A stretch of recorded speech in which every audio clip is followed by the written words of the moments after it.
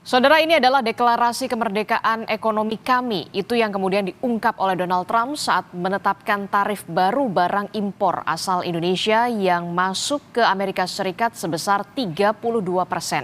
Tarif ini merupakan tarif timbal balik karena Indonesia mengenakan tarif terhadap barang dari Amerika Serikat yang masuk ke RI. Lalu apa dampak dalam waktu dekat bagi masyarakat Indonesia? Apakah benar inflasi, PHK massal, lalu apakah harga-harga barang pokok juga akan naik? Mari kita akan ulas bersama dengan narasumber. Sudah ada bergabung bersama kami melalui sambungan daring Direktur Ekonomi Digital Selyos, Mas Nailul Huda. Selamat pagi, Assalamualaikum Mas Nailul. Waalaikumsalam warahmatullahi wabarakatuh. Pagi juga Mbak. Ya, Ya, kemudian juga ada anggota Komisi 11 DPR dari fraksi PKS, sudah ada Muhammad Khalid. Selamat pagi, Mas Khalid. Selamat pagi, Assalamualaikum semuanya. Ya, ini kita dikejutkan ya dengan pengumuman kemarin 2 April 2025 yang dilakukan oleh Presiden Donald Trump soal penetapan tarif begitu ya. Yang paling sederhana yang bisa dipahami dulu, saya ke Mas Nailul. Mas Nailul, apa sebenarnya alasan dari Amerika Serikat untuk menerapkan tarif ini dan apa dampak yang paling signifikan akan terasa untuk Indonesia?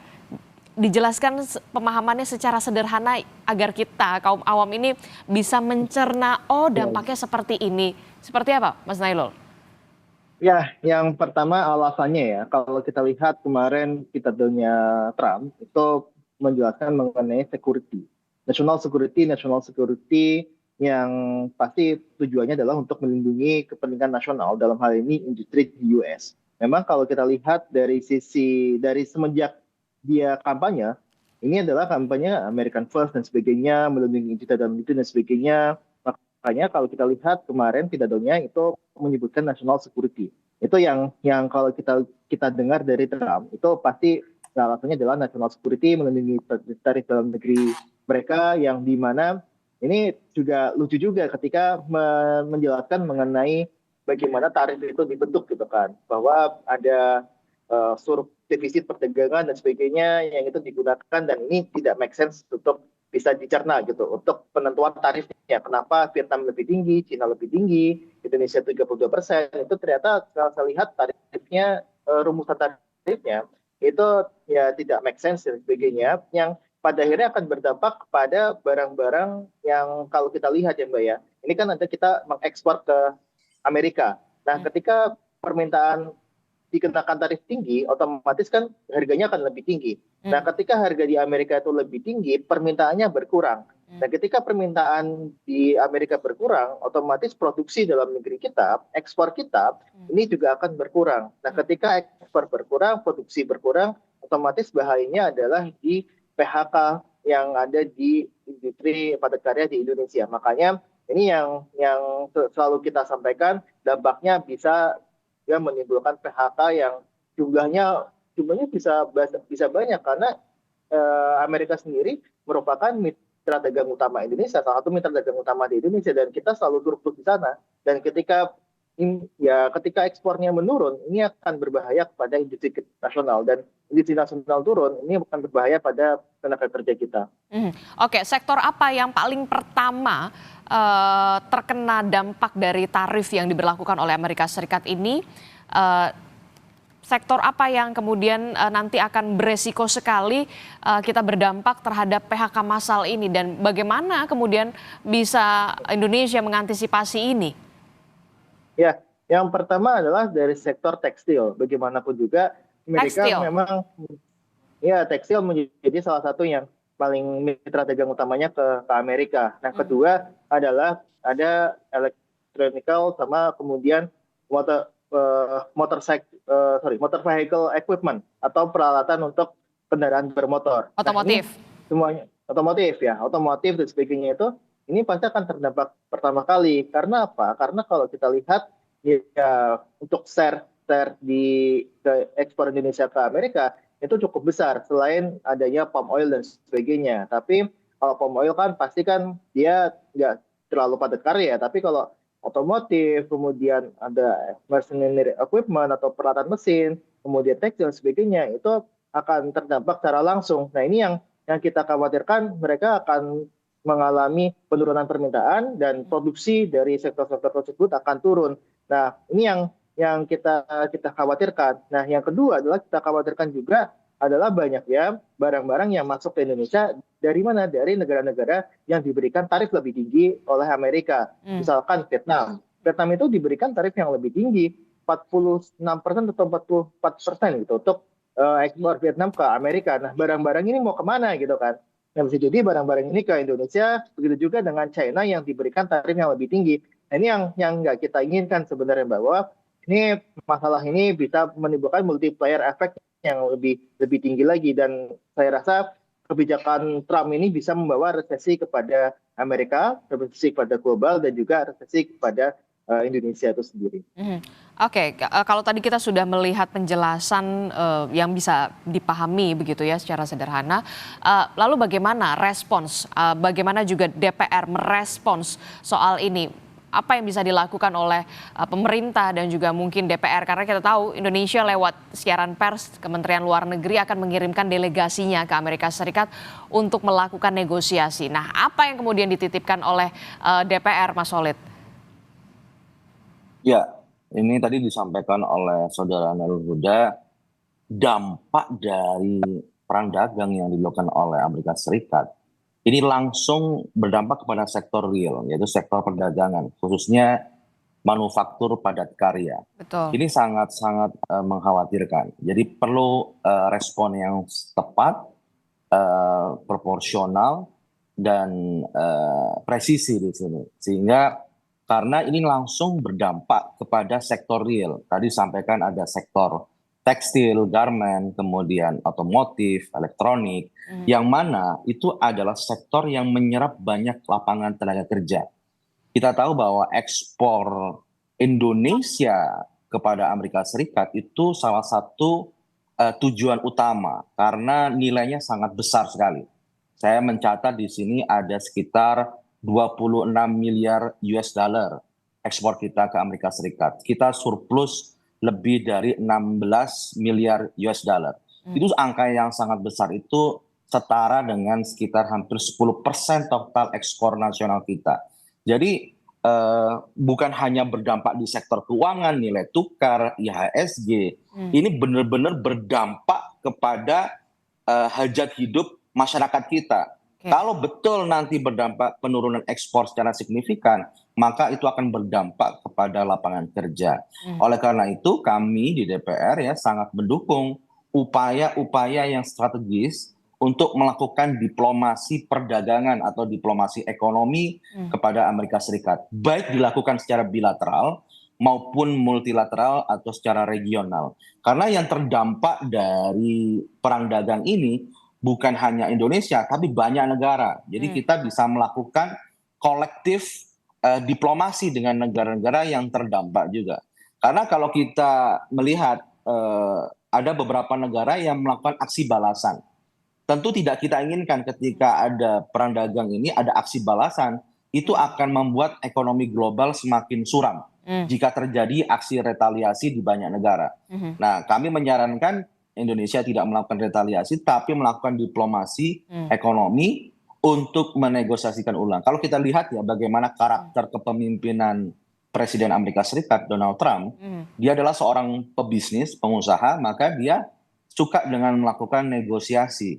Nah, ini adalah salah satu instrumen negosiasi dia, pemerintahan dia, untuk menata ulang perdagangan dengan mitra-mitra dagang dia. Sehingga ini adalah sebuah instrumen negosiasi dari Amerika Serikat kepada negara-negara yang menurut dia itu kurang menguntungkan. Sehingga ini adalah peluang kita melakukan negosiasi di sana. Jadi yang dilakukan oleh pemerintah dalam waktu dekat adalah mengupayakan diplomasi perdagangan terhadap Amerika Serikat, termasuk juga nantinya dengan negara-negara lain begitu. Tidak ada dalam tanda kutip balasan yang akan dilakukan oleh pemerintah Indonesia.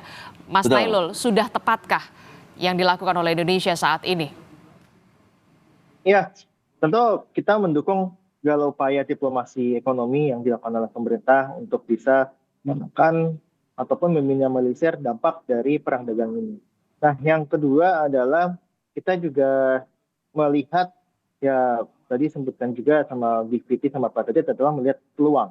Peluang untuk apa? Peluang untuk bisa misalkan untuk eh, Vietnam. Vietnam itu kan diberikan tarif lebih tinggi dibandingkan dengan Indonesia 46%. Nah, ketika itu pasti untuk pabrik-pabrik seperti alas kaki di Vietnam sebagainya ini akan menghadapi nilai eh, ekspor yang lebih mahal ke Amerika. Nah, ini yang kita harapkan adalah adanya relokasi dari pabrik-pabrik yang ada di Vietnam, China dan sebagainya itu ke Indonesia. Walaupun kita tahu bahwa Indonesia juga terkena tarif gitu kan. Nanti investor itu akan menghitung ini tarif di Indonesia 32%. Ketika diekspor ke Amerika, ini berapa nih untuk biayanya gitu kan, untuk total harganya gitu. Nah, ini yang harus kita tunjukkan juga. Ini bisa jadi peluang untuk kita menarik investasi lebih banyak.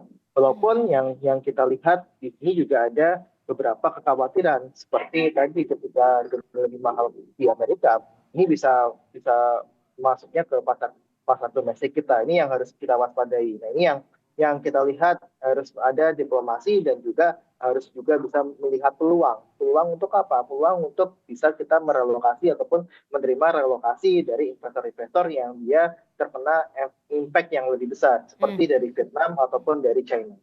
Oke, tadi Anda juga sudah menyinggung soal bagaimana dampak yang nantinya terjadi. Salah satunya adalah sektor padat karya yang kemungkinan besar kita tidak ingin sebenarnya begitu ya.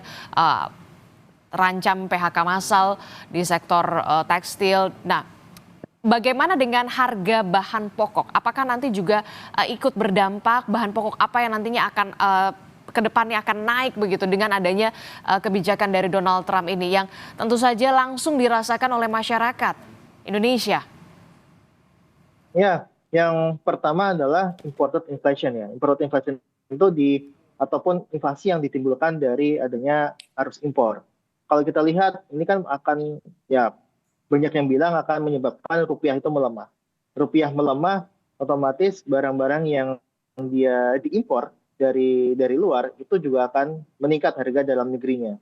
Nah, ketika harga dalam negeri impor itu meningkat, otomatis harga yang diterima oleh konsumen itu juga akan meningkat. Nah, ini adalah ya bisa kita bilang alur kenapa sih perang dagang ini bisa menyebabkan dari sisi kurs dolar rupiah terhadap dolar itu melemah, kemudian ini bisa menimbulkan inflasi yang ditimbulkan dari sisi impor gitu kan, dan ini bisa membawa efek kepada harga-harga yang diterima sama masyarakat untuk barang-barang impor itu akan lebih mahal.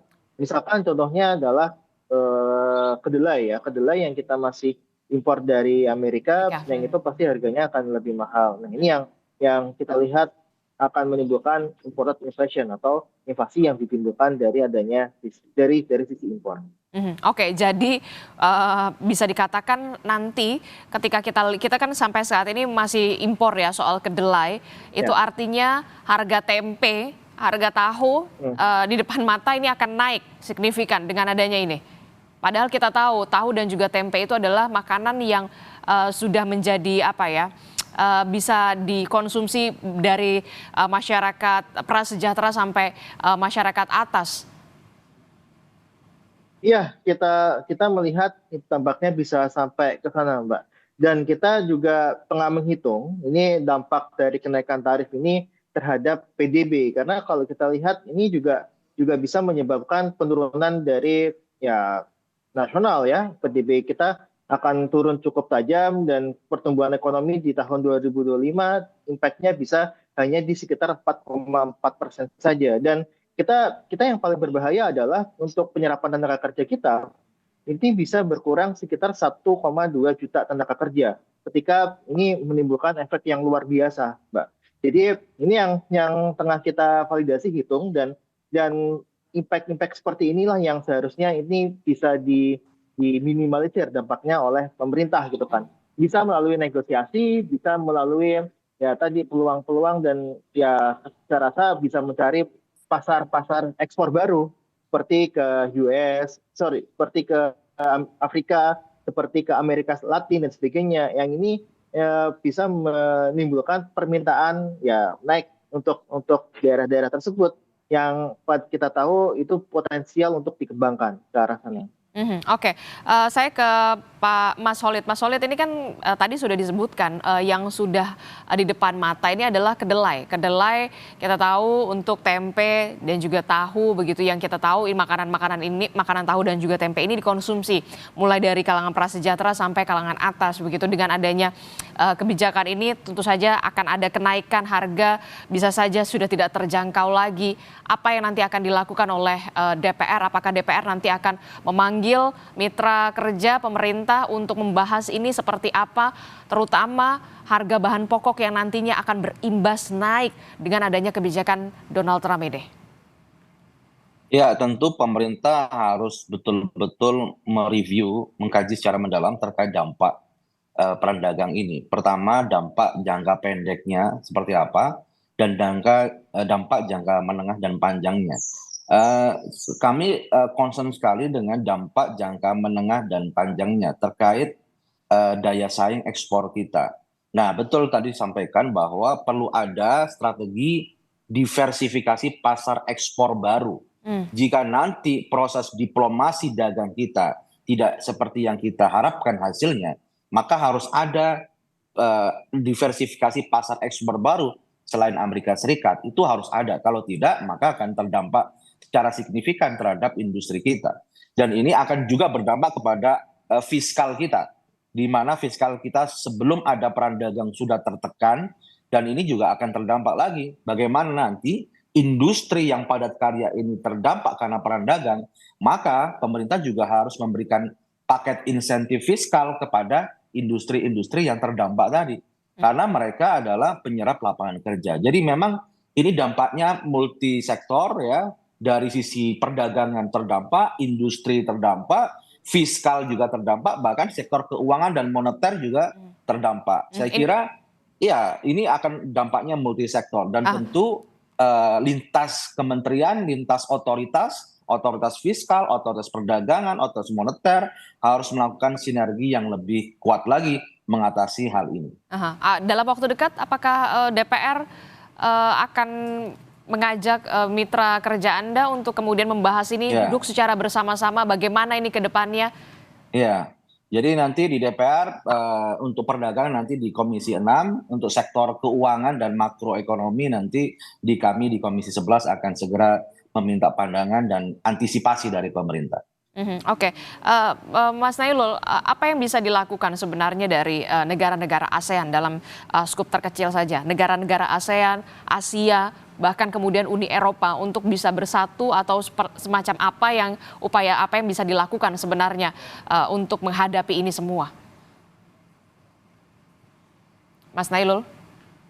Iya Mbak, kalau kita lihat ini kan pasti akan menimbulkan reaksi dari negara lain. Kalau kita lihat China juga akan menerapkan hal serupa, kemudian ini akan bisa membuat negara-negara lain juga bisa menerapkan ya tarif dari barang-barang ekspor dari US gitu kan, yang memang ini akan menimbulkan ya kita bilang strategi lanjutan lah dari negara lain gitu kan. Nah, yang kedua adalah kita melihat sebenarnya dengan ya tarif US yang lebih tinggi, kita berharap ada upaya, dan kita tahu mungkin Pak Khalid lebih paham ya, bahwa di sini bisa jadi ada upaya de-dolarisasi atau ya tadi untuk penurunan penggunaan dolar. Dan kalau kita lihat kan ketika ke US kita menggunakan dolar dan sebagainya, kita ke China ini bisa jadi ya tidak menggunakan dolar lagi, tapi mungkin menggunakan euro dan sebagainya. Yang ini bisa dimulai dari negara-negara yang dia berserikat. Misalkan ada BRICS dan sebagainya. Kita sudah masuk BRICS. Terus kemudian ada Uni Eropa yang sudah menggunakan euro. Nah, ini bisa menjadi salah satu peluang sebenarnya bagi negara lain untuk merespon apa yang dilakukan oleh Amerika dengan tarif impornya. Nah, ini yang kita lihat harusnya ada satu upaya dari negara-negara lain untuk bisa meminimalisir dampaknya Atau kita ya udah nggak usah kirim ke US, kita kirim ke negara-negara BRICS. Misalkan tadi yang saya sebutkan ke Afrika Selatan atau ke Amerika Latin atau ke Timur Tengah yang kita mempunyai hubungan yang cukup baik juga. Makanya ini yang harus kita lihat adalah tadi selain negosiasi, diplomasi dan sebagainya, kita juga harus bisa melihat peluang. Peluang untuk apa? Peluang untuk dedolarisasi, peluang untuk membuka pasar pasar ekspor baru, peluang untuk bisa melihat ada dampak relokasi enggak untuk investor-investor ataupun pabrik-pabrik yang dia di negara-negara yang diterapkan tarif yang lebih tinggi dibandingkan dengan Indonesia seperti Vietnam ataupun China. Oke. Terakhir, Mas Nailul, itu tadi kita lihat dari sisi negatifnya saja ya. Sisi negatifnya PHK massal sudah ada di depan mata, kemudian harga bahan pokok, salah satunya adalah kedelai yang kita masih impor, bisa terancam naik juga. Tapi ada tidak sebenarnya sisi positif yang bisa kita ambil dari Trump tadi, dari Amerika Serikat di Indonesia? Mas Nailul. Ya, Mbak. Mas Nailul, bisa dengar suara saya di studio? Oh, sorry. Tadi kayaknya terputus. Gimana tadi, Mbak? Tadi kan kita sudah melihat bagaimana sisi negatif ya, sisi negatif dari kebijakan ini begitu ya. Mulai dari ancaman PHK massal di sektor padat karya, kemudian juga soal harga bahan pokok yang kemudian akan naik, salah satunya adalah kedelai begitu yang sudah naik, akan naik di depan mata. Tapi ada tidak sebenarnya sisi positif yang bisa kita ambil dari kebijakan Trump ini untuk Indonesia pastinya? Ya, kita nggak tahu apakah ada sisi positifnya atau tidak, tapi yang jelas adalah ada peluang. Nah, ini peluang ini yang memang harus dimaksimalkan betul oleh Indonesia. Misalkan, kalau tadi kita lihat peluang untuk bisa meng-grab investor-investor atau pabrik-pabrik yang dia bisa jadi merelokasi pabriknya dari negara-negara lain seperti Vietnam, China, dia apakah relokasi ke Indonesia gitu kan? Karena kalau kita lihat awalnya kan ada pabrik alas kaki ya yang dia di China. Kemudian ada perang dagang dengan Amerika, dia relokasi ke Vietnam. Nah, Vietnam ini diterapkan tarif yang lebih tinggi. Apakah ini akan merelokasi lagi untuk pabriknya ke Indonesia misalkan? Nah, ini adalah salah satu peluang gitu kan. Nah, kemudian kalau kita lihat dari sisi peluang lainnya adalah kita bisa membuka pasar ekspor baru selain ke US gitu kan.